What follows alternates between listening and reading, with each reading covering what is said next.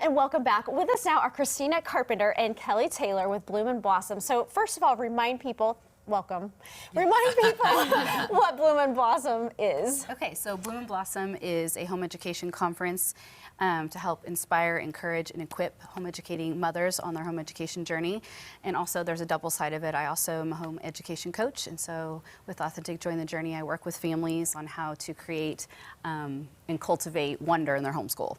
Yes. Now, in doing that, I know that you're working very closely with families to kind of design programs that will fit their personality, their home life, and things that set them up for success. Right. However, when we get to January, do you find that, you know, the holidays, we're kind of on a crash? Yeah. Is that true in home education? And not just that, but like in parenting and home life in general? Yeah, absolutely. We're coming off the holidays, coming off all the sugar.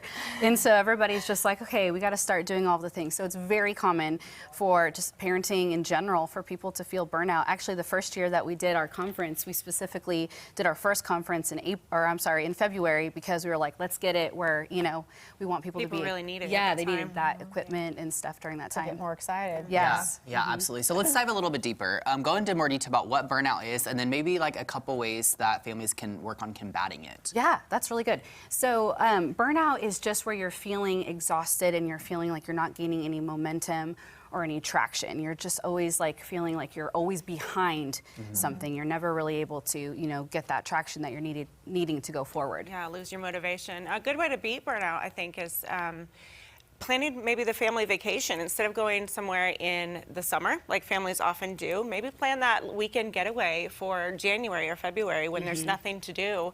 Plan something fun for your family. Yeah. Yeah. Now, I know that, you know, you do a lot with home education, but this would apply to just anything in life, in families. Right. So how would someone, like, really recognize it in themselves? That it's like, when you're feeling defeated, can you recognize that this is what it is so that I can do something about it? Yeah. So for me specifically, I can start to feel that burnout, and I can start to see the symptoms of that where I might not be as graceful in responding to not just my children, but to like people in general. And I am just more tired than normal, and like I just don't have the same type of energy. And so being aware of those type of symptoms and what you're doing and how you're speaking to people helps you be able to make plans to be like, okay, I know that this is how I kind of operate. So how can I help combat that? Yeah.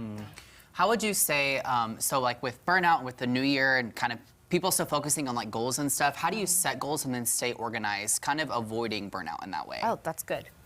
I think you can stay organized by, first of all, decluttering your home. Yes. If you have more stuff in your home, it just makes things feel kind of chaotic. And winter months, we're spending more time in our homes. So it feels good to get rid of a lot of those things we don't need and use, and just make it a family project. Right, Yeah. especially right after Christmas too, because you guys are getting, you know, so much things. So it's nice to just kind of purge some of the things that you don't need. And when the space is decluttered, you'll feel better too in your space. I absolutely agree with that, especially right after Christmas. I'm ready for things to leave, you know. So is it a good time to still be setting goals, or do you need to like look back at goals that you had, like say the beginning of the school year? Oh, that's good. So personally for me, I always am wanting to reassess everything. Like what are my highs? What are my lows? What did I hit? What did I not hit? So with goals, when I'm looking forward, I like to look at those things too. And then I like to sit down and make small goals first. So that way I can start gaining that traction up again and start defeating that burnout with those small goals. Yeah, that's good. Now also you talked about, you know, like activities can help, or like vacations or something like that. So what are just briefly some easy ways people can plan like activities for the family to do to help with this issue? Yeah. Looking up local events, I think, has been really helpful, because there are things going on in our community that we can just look up, get on Facebook and see what's going on. Planning a family game night or movie night, something like that. So do you have games that you would suggest? I do. We do? Okay, I know. so we're going to get to that very soon. Yeah. Okay. Well, when we return, we're going to play one of these games, and we'll just see how it goes. That's right. Stick around for the fun. We'll be right back.